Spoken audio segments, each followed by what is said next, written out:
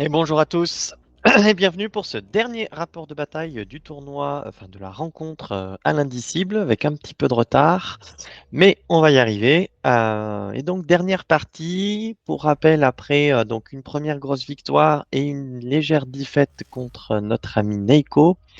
Je me retrouve du coup au milieu de tableau, hein, c'est un petit tournoi à 12 joueurs, je crois. Et donc, dernière partie contre Einoriel qui fait le même résultat que moi, je crois, jusque-là. Donc, on a l'habitude de jouer ensemble, donc ça va être sympa pour finir la journée, ça va être rigolo, puisqu'on s'entend très bien et c'est toujours beaucoup de rire dans nos parties. Et donc, il amène ses elfes. Je pense que vous avez déjà vu même cette liste-là, puisqu'on s'était entraîné, si vous avez regardé les autres rapports de bataille. Mais je vais quand même vous la présenter.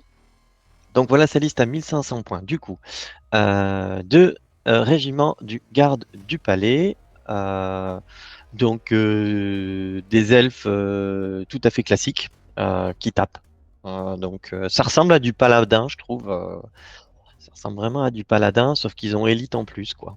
Euh, du paladin, je parle des basiléens, ils ont vitesse 6, élite.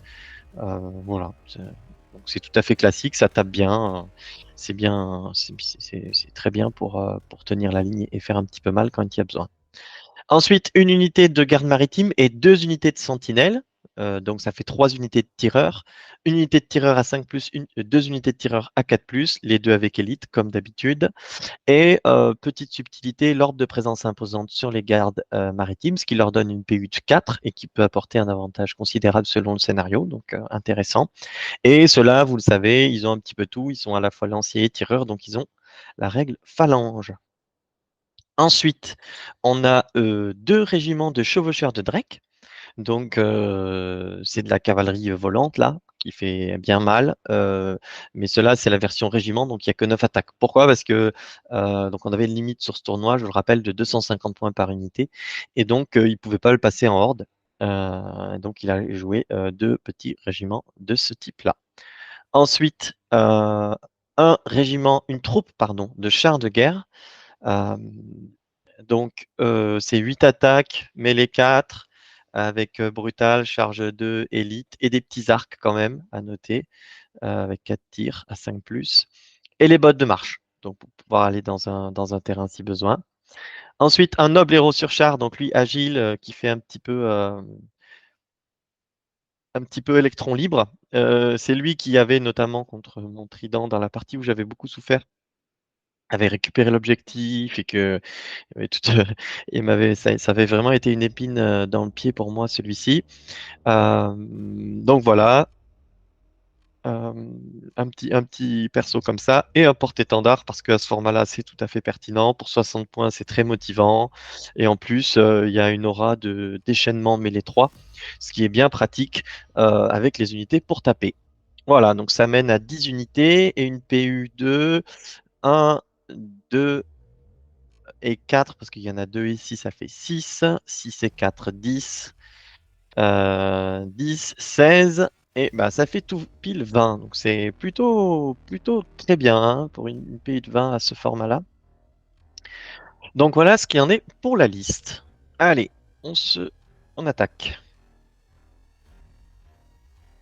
La table de jeu. Donc on joue sur le volcan. Donc les elfes et les poissons vont se retrouver à se taper dessus dans un volcan. Encore une fois, avec les décors du club, vous verrez, il y a des trucs vraiment sympas. Vous voyez ce double rocher qui en fait flotte dans les airs avec du sang qui coule. C'est assez dégueulasse, mais c'est bien sympa. Et alors, subtilité, je vous montre la table de jeu parce que du coup, on a deux infrants ici. On a un obstacle et un deuxième obstacle sous les elfes ici. Et ces deux volcans-là seront considérés comme des forêts. Voilà, ces deux terrains-là.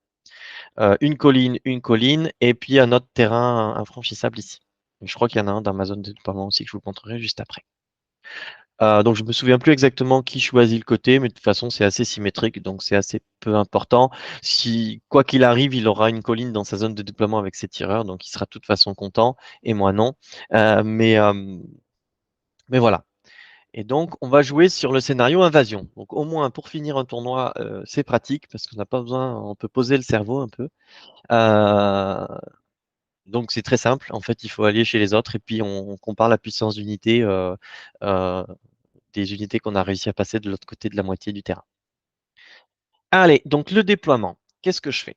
Donc ce que je me dis déjà, peut-être un petit peu à ce moment-là, ce que je me dis, en fait, c'est que je ne veux pas lui laisser des tirs trop faciles. Donc en fait, je le sais, il va mettre ces tireurs-là, d'ailleurs, c'est les premières unités qu'il pose. Et les lignes de vue vont le bloquer, puisque là, la colline est taille 2 et ces bonhommes sont taille 2 aussi. Donc ça fait taille 4. Et les forêts sont taille 5. Donc je sais que je suis protégé par les forêts et par les infrancs qui sont taille 10, mais pas par la colline. Donc ce que je me dis, c'est qu'en fait, lui, il va mettre ses tirs au centre. C'est presque sûr. Et donc je vais essayer de me splitter et de sorte à lui donner le moins de tirs faciles possible. En tout cas, pas pouvoir les regrouper, parce que je sais très bien que ces trois unités m'ont déjà one-shot un géant de corail en une phase de tir. Il était non motivé, donc c'était aussi un peu de ma faute. Mais n'empêche, donc voilà, l'idée, me déployer plutôt sur la gauche et sur la droite et envoyer toute ma PU en face. Et s'il vient au centre, ensuite projeter de la menace entre les terrains ici pour l'empêcher de trop arriver trop vite sur le centre. Voilà, c'est un peu mon idée de le prendre en étau en fait. Du coup, pour mettre en place cette stratégie, qu'est-ce que je fais? Je protège tout de suite derrière ce gros infrant toutes les unités fragiles au tir, notamment ma grande horde d'horreur des profondeurs avec les bottes de marche, une guivre qui se met devant parce qu'elle peut projeter pas mal de menaces, et mon petit ceinturion naïade qui a euh, le trident pour désordonner au tir et les bottes de lévitation derrière le bâtiment. Donc, pourquoi? Parce qu'au moins il apporte son motivant. J'aime pas trop mettre des unités toutes seules sans motivant, donc j'essaie toujours de répartir mes motivants histoire de. Et vous voyez, il y a absolument rien au centre et tout de l'autre côté. Donc vous voyez l'infrant dont je vous parlais, il est ici. L'idée c'est quoi? C'est que là en fait, vous voyez ces archers qui sont ces trois là-bas, je vous les présenterai juste après. En fait, ils ont quasiment aucune ligne de tir sur rien parce que ça tire quand même qu'à 24, hein, ça tire non plus puisqu'il y a cette forêt qui me protège. Et donc, il peut tirer que sur des gigas qui sont défense 6 et qui vont aller se mettre en plus dans la forêt, donc qui seront à couvert. Et l'idée, c'est quoi? C'est de rusher vraiment très fort tout droit, passer le maximum de choses de l'autre côté et ensuite essayer de menacer le centre. Voilà le plan de bataille. De son côté, il a son petit régiment de chariots avec les bottes de marche ici. Il a son héros char, il a un régiment de Drake derrière que je reconnais puisque c'est moi qui les ai peints. Euh, Ici, un premier régiment de tireurs, ce sont les gardes maritimes qui ont phalange. Ensuite, les deux régiments de sentinelles, les Gladestalkers, sur la colline. Les deux régiments de corps à corps, là, l'équivalent des paladins, les maîtres des épées. Derrière, un autre régiment de Drake. Et ben, on a fait le tour. Alors, son porte-bannière, je ne l'ai pas vu. Ah oui, il est là. Vous voyez la bannière qui dépasse, il est juste derrière les deux régiments là pour apporter son trait motivant de ce côté-là. Donc voilà, assez straightforward, hein, notre déploiement. On a l'habitude de jouer l'un contre l'autre, puis sur le scénario invasion, on sait à peu près tous les deux ce qu'on veut faire. Donc on embraye.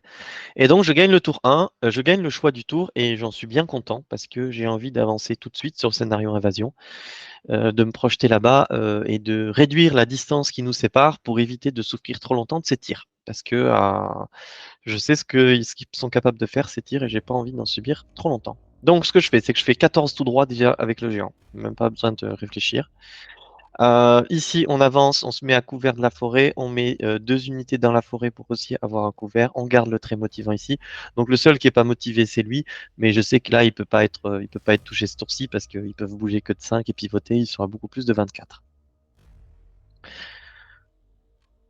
De ce côté-là, on progresse, mais vous voyez, on reste assez sécure avec eux qui n'ont pas de protection contre le tir. Donc je me reste hors de ligne de vue des tireurs.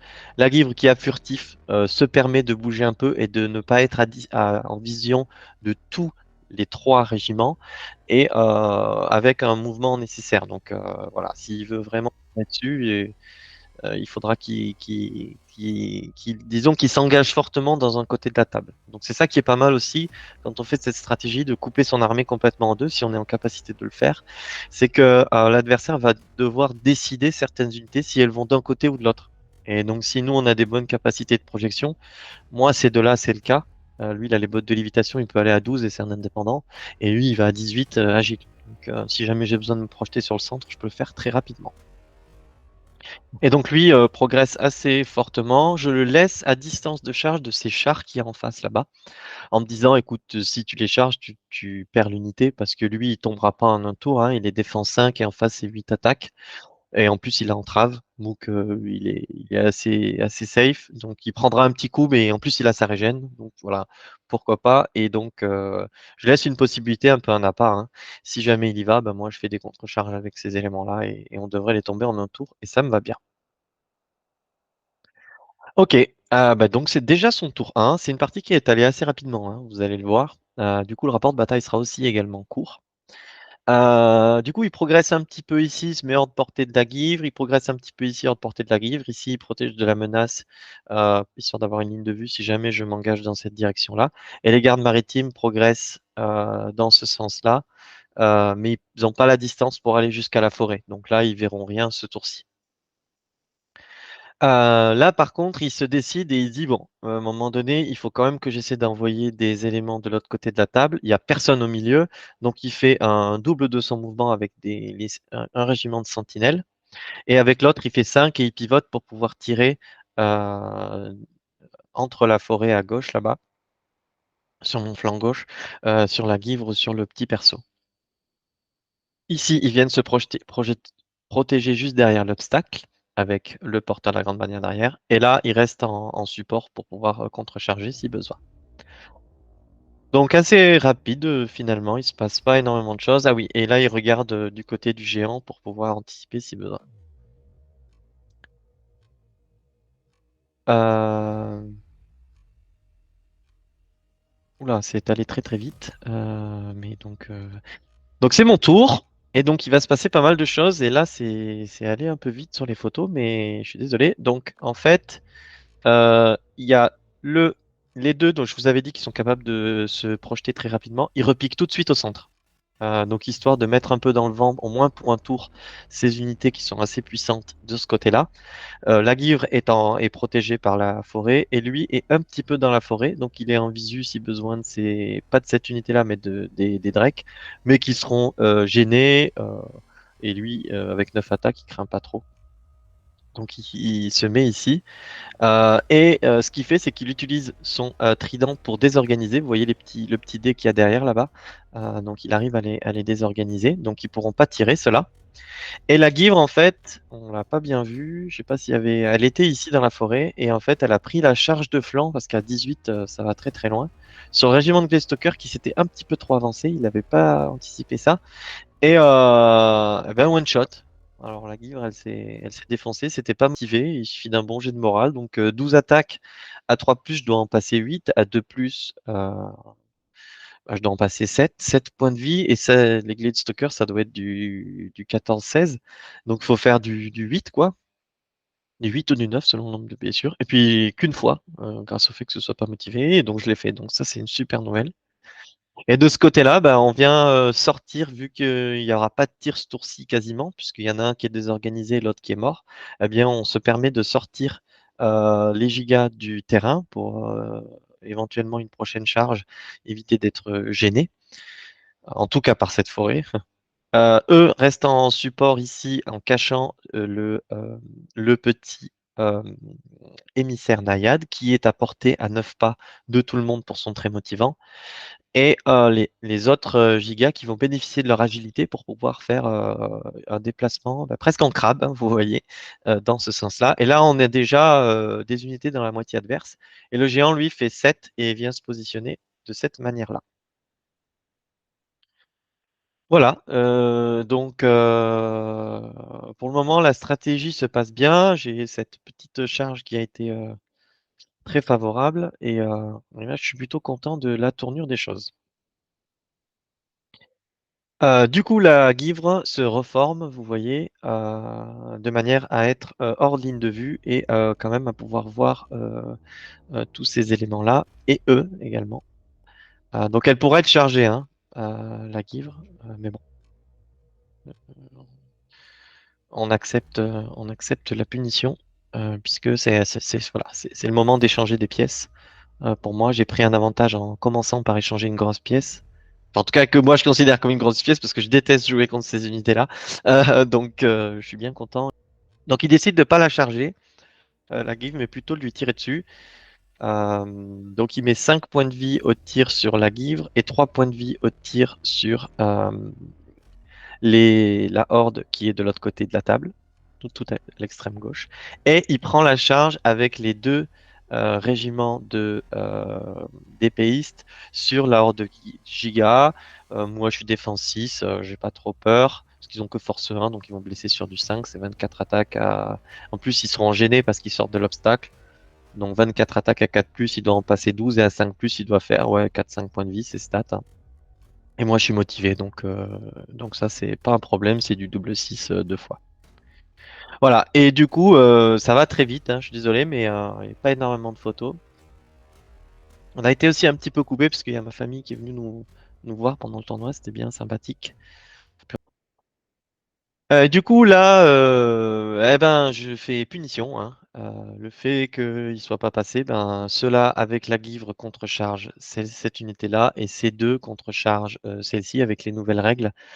Cette unité, il va en premier, laisse la place pour qu'elle puisse venir s'aligner et donc on vient taper avec tout le monde histoire d'essayer de supprimer ces deux unités à ce tour-ci, ce qui serait une très très très bonne opération. Et la Guivre, elle a une charge de flanc qui se libère,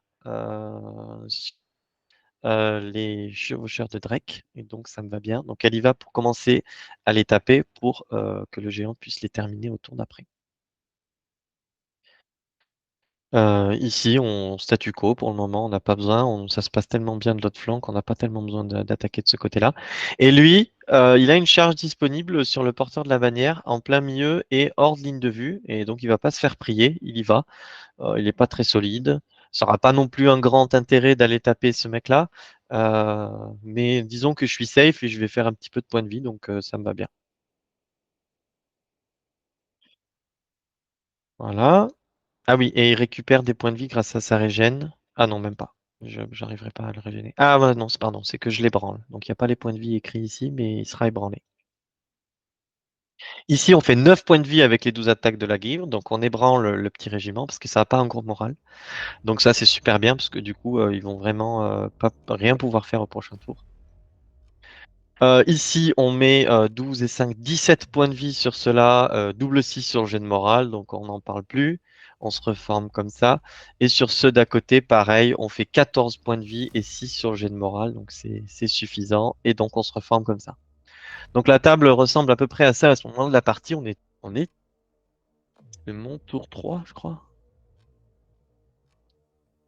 Oui, c'est mon tour 3 et bah, ça se passe super bien à ce moment-là, hein. C'est clair que alors, Aenoriel a beaucoup insisté pour dire que j'étais un mauvais match-up pour lui sur ma liste avec le fait que j'ai du furtif, de la vitesse, de l'entrave, et qu'il ne sait pas trop comment prendre mes hordes de gigas, si ce n'est au tir, mais alors ça veut dire monopoliser tout le tir, et si je lui permets de tirer dessus. Donc, et sur un scénario invasion, c'est vrai que moi, bah, ça m'allait bien quoi sur ce match-up-là. Donc, je pense que c'est vrai que c'est pas un très bon match-up pour lui et là ça tourne un peu au vinaigre en effet. Donc du coup ici il prend la charge avec les chars sur ma horde, c'est pas trop grave. Là il repivote histoire d'être, il désengage et il pivote histoire d'être de front de la Guivre et du géant. Voilà. Au centre il charge la Guivre qui s'est réorientée pour faire face avec les Gladestalkers. Et ici, il repique vers le centre parce qu'il se dit effectivement, j'ai besoin de projeter de la menace au centre maintenant. Il fait 5 points de vie et il fait 3 sur jet de morale. Donc en plus, les dés viennent pas l'aider. Quand c'est comme ça, c'est pas top. Parce que, bon, c'est quoi? C'est 12 attaques à 4 plus parce que j'ai entrave. Donc on en pense 6, mais avec élite. Donc ça en fait 7. Et après, à 3 plus. Donc 5 points de vie, c'est plutôt bien en fait. Mais par contre, le jet de morale, là, il est vraiment pas bon. Et je pense que j'étais. Ah si, je devais être motivé à 9, pardon. Ça change pas la face du monde. Ici, il me fait 5 points de vie. Donc c'est plutôt correct aussi, parce que c'est que 8 attaques, hein, ceux-là, et moi j'ai entrave, donc 8 attaques à 4 plus en plus, je crois, pour toucher.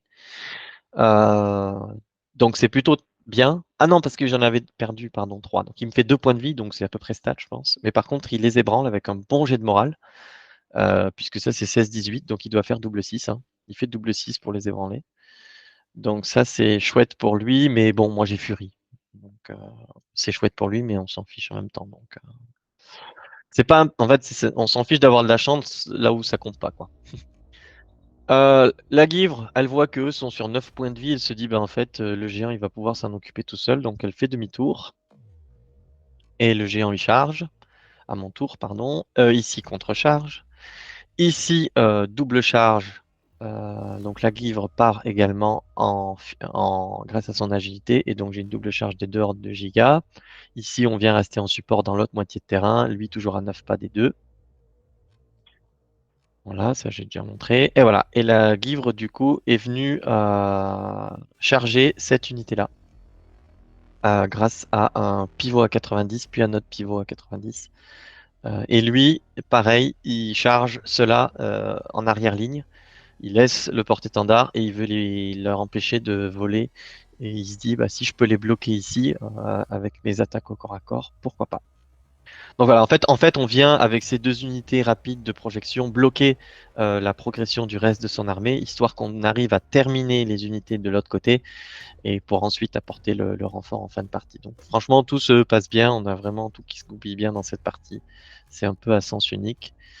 On arrive à passer le bastion sur eux avec leur grand socle, ça permet donc le rempart, donc ça permet d'avoir +1/+1 en morale des 2 hordes de giga, y compris de ce petit émissaire. On les atomise, hein, forcément avec 36 attaques à 3 plus de plus, et on fait 6 sur le G. Et là, on se réoriente comme ça, avec les 2 hordes. Ok, ici, 9 points de vie et un petit double 6, c'est ça sur jet de morale. Ils étaient déjà à 9 points de vie, donc j'ai dû en faire beaucoup. Et puis, donc, ah oui, on a juste jeté le jet de morale, on n'a pas jeté les dégâts, ça servait à rien. Et je fais double 6 sur le moral. Et donc le géant, géant corail se réoriente vers le centre. Ici, on fait 4 points de vie, mais ça servira, ça fera pas, ça fera rien, mais par contre, ça commence à les entamer, ce qui est pas plus mal. Et ici, on fait 2 points de vie, ce qui est suffisant pour désorganiser et donc empêcher le vol et l'agilité. Voilà, donc toutes les missions sont remplies. Ici, on fait que 5 points de vie avec 18 attaques à 3 plus. On doit en passer 12. Et ça, c'est de la Def 4, force 1, 3 plus. Ouais, j'aurais dû faire 8 points de vie, j'en fais 5. Bon, je roule pas très bien. Et du coup, c'est pas important encore une fois pour la suite de la partie, mais bon, voilà. À son tour, donc il contrecharge. Il me fait 4 points de vie supplémentaires et il me les ébranle encore. Mais bon, ça suffit pas, hein. Il fallait faire 9 pour les ébranler. Il les ébranle encore, donc les chars, ils font quand même le taf. Et là, dur, puisqu'il fait une double charge avec le char qui est taille 3, donc il voit au-dessus de ses gardes maritimes. Les deux contre-chargent la Guivre. Il l'amène à 15 points de vie. Ah non, triple charge même. Bon, mais lui, il n'a qu'une attaque, mais il y a lui aussi qui ne sera pas pénalisé par l'entrave. Donc, triple charge, 15 points de vie, doublas. Voilà. La messe est dite. Compliqué quand les dés viennent pénaliser une partie qui est déjà compliquée, quoi. C'est vrai que c'est dur. Et ici, il me fait 3 points de vie. C'est assez stat, je pense, avec mon entrave et ma def 5 sur mon Nayade Centurion. Donc rien de fou en contre-charge. Allez, à mon tour, eh ben, on progresse, histoire de se rapprocher, d'amener la menace. Donc là, Guivre qui est libre, eh ben, contre-charge son chariot. Le géant vient dans les gardes maritimes. Et la Guivre qui était ici voyait les Drakes, donc elle y va avec le perso, ils y vont tous les deux là-dessus. Donc en fait, on continue de bloquer ça, on envoie une première couche et on sait que derrière, on a la deuxième couche. Donc à ce moment-là, on sait que la partie est gagnée, hein. Ça sert à rien d'aller trop dans le détail. Donc ici, je l'ai dit, 9 points de vie. Et ici, on les amène cette fois à 11 points de vie. On fait 10 sur le jet de morale, donc ça suffit. Donc même de ce côté-là, où c'était plutôt bien parti pour les chars, ben, finalement, ça se termine mieux pour les horreurs des profondeurs. Ici, on fait 9 points de vie. Ici, on fait un petit point de vie. Voilà. Ça suffira pas. Et ici, on fait 6 points de vie avec les deux. Voilà, donc son tour, il contrecharge la guivre. Finalement, ça y est, il arrive à la tuer. Il contrecharge, hein, rien de fou. Et ça fera rien sur mes unités. Et donc là, il contrecharge la guivre, pardon. Donc il fait des points de vie sur la guivre. Ah, et il arrive à la tuer. Donc il l'amène à 10 points de vie, la guivre. Et donc c'est du 5 deux fois. Il la tue. Donc il aura quand même pris mes deux guivres. C'était une bonne satisfaction. Et puis à mon tour, je fonce pour passer dans sa zone de terrain avec ma PU3 ici. De ce côté-là, ben voilà, maintenant c'est les gens sérieux qui viennent au corps à corps. Donc le géant, il vient avec le héros terminer ça. Les gigas, ils viennent dans ce régiment qui est déjà à 9 points de vie. Et les autres gigas, ils viennent dans le perso là. Donc on tue.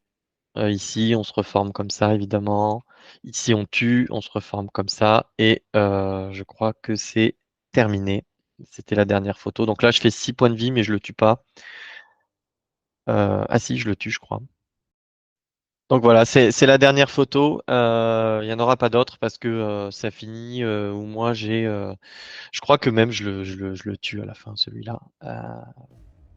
Donc du coup, il a plus de PU sur la table et moi j'ai toutes mes unités sauf de Guivre qui sont de l'autre côté de la table. Donc ça fait une très très grosse victoire. Donc c'est vrai que c'est une partie un peu, c'est le genre de partie à sens unique qui est peut-être un peu moins intéressante, surtout pour un Auriel. Ça c'est les dés n'étaient pas avec lui, peut-être la carte, je sais pas, puis le match-up, voilà. Bon, c'est comme ça arrive. Donc ça s'est tourné en ma faveur. Moi je suis content évidemment, puisque cette très grosse victoire termine le tournoi sur 2 victoires et une petite défaite, 2 très grosses victoires et une petite défaite.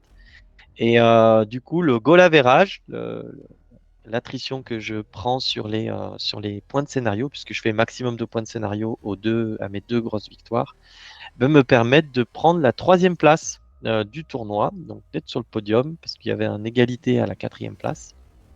Neiko remporte ce tournoi et termine premier. Et mince, je sais plus son prénom. Arcocom, je crois, qui est un joueur de battle et qui termine deuxième avec 2 victoires et une égalité, il me semble. Euh, donc voilà, super tournoi, super rencontre, 1500 points, un format que j'ai redécouvert dans cette phase d'entraînement et de tournoi qui est vraiment intéressant.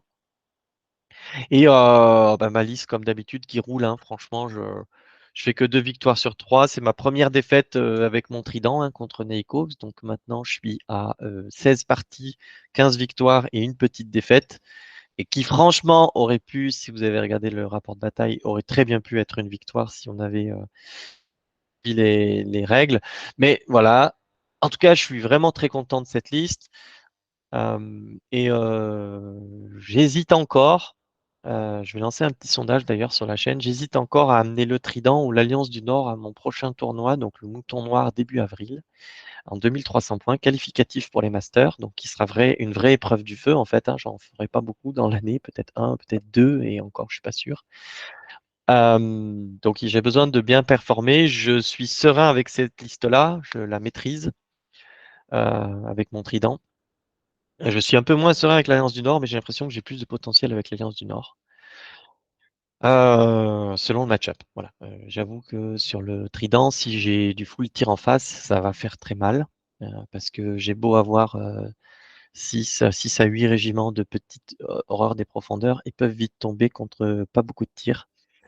J'ai toujours la possibilité de mettre Veil of Shadows, donc un sort qui mince, voile des ombres, qui permet à 6 pouces de donner furtif à des unités, mais alors ça monopolise un sort sur un sorcier. Donc, à voir. Je suis encore en cours de réflexion sur ce que je vais amener. Je pense qu'il faudra que je fasse des parties tests pour encore me décider, parce que j'ai qu'une partie avec l'Alliance du Nord. Venir à un tournoi avec une armée sur laquelle on n'a fait qu'une seule partie, c'est vraiment. Surtout avec les joueurs qui y vont, je sais qu'il y a de très bons joueurs, donc ça, c'est peut-être pas la bonne option. Donc voilà, ça clôture ces rapports de bataille de ce premier tournoi slash rencontre. J'espère que ça vous a plu. J'ai essayé de faire rapide comme d'habitude pour pas que ce soit trop long à regarder. Et puis, c'était un peu la dernière fois, je pense, que je ferai ce format-là. Je continuer, je pense, avec, en tout cas pour les prochains, avec un format vidéo. J'ai acheté un matériel qui permet de faire des vidéos un peu plus fluides, un peu plus stables pour l'avenir. Donc, j'espère que ça va améliorer en qualité de vidéo. Et puis, j'ai aussi prévu pour mise à jour là de la chaîne, petite mise à jour, de faire un plateau de présentation, soit pour le Trident, soit pour l'Alliance du Nord, en fonction de ce que je vais amener pour le tournoi. Et, euh, et donc, je compte bien faire un petit tuto là-dessus. Voilà. Eh bien, je vous laisse. euh, et puis, à très vite sur la chaîne.